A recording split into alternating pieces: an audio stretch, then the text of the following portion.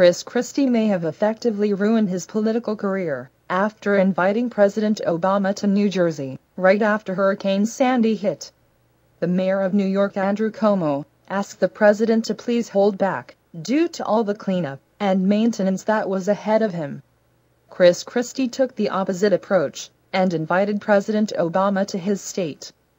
This was the perfect photo op that President Obama needed, as his challenger Mitt Romney was gaining on him in the upcoming presidential election. President Obama flew in to take advantage of the press coverage, in which the left-wing media immediately jumped upon and showed President Obama as a person who can reach across the aisle. It was spread across our nation for days, effectively stopping the momentum Mitt Romney built up. After taking advantage of Christie, the president immediately left town and hasn't been heard of since.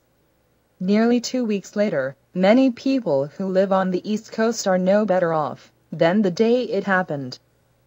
The left-wing media was not done yet taking advantage of this mistake that Christie made. They then ran articles that Christie refused to meet Mitt Romney at the presidential event in Pennsylvania. The public immediately saw this as a sign that Christie no longer approved of Mitt Romney as his presidential choice, and he was just voting for him because he was a Republican.